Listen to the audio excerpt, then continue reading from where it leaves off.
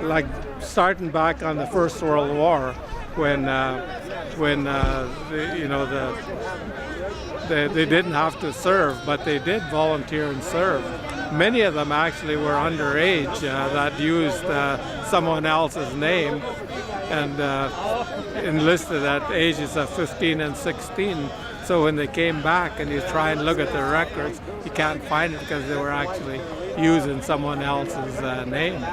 And that would have hurt them even more in the pension process. Because they during the Second World War, as I was stating earlier about most of the information coming through the Legion, and as a status Indian, you weren't allowed to enter any drinking establishment areas, so they missed out on a lot of services. Basically, and also that because of your status Indian, that like most veterans came back and they got their services through the Veterans Affairs directly. If you were a status Indian and living on reserve, the benefits were provided through the Indian agent, and in many cases that never got down to the people that were entitled. There's been records of nice cabins built at lakes by Indian agents with the money that they should have been entitled to veterans. So those are, just to mention a few of the many things that affect First Nations veterans, and we're still been heavily recruited up to this day of trying to meet the demographics of the population of Canada for Aboriginal soldiers to serve in the armed forces, and I think it's a good profession. Many of our people enjoy doing that, but the treatment for Aboriginal veterans and Aboriginals or veterans in general has to be a lot better. Well, generally, when I look at a lot of the information now for all veterans is to access them. You have to have an internet. Most of our communities don't even have an internet.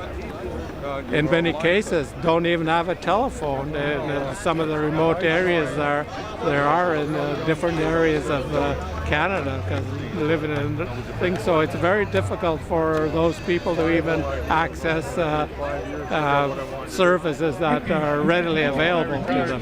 To get the entrance payments that were made during our time of service.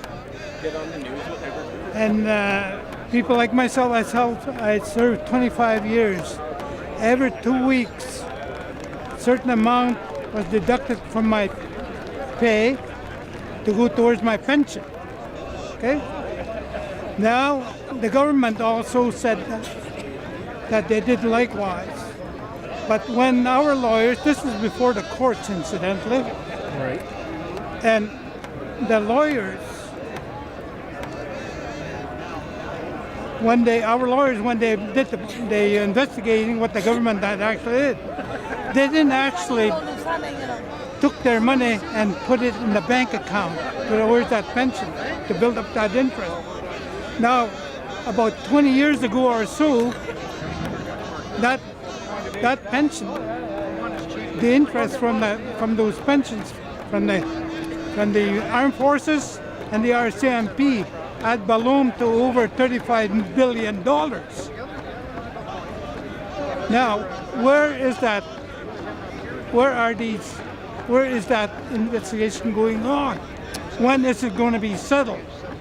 I doubt very much I'll see it in my lifetime, because it's not us that are getting rich, but the lawyers on both sides. Soldier boy!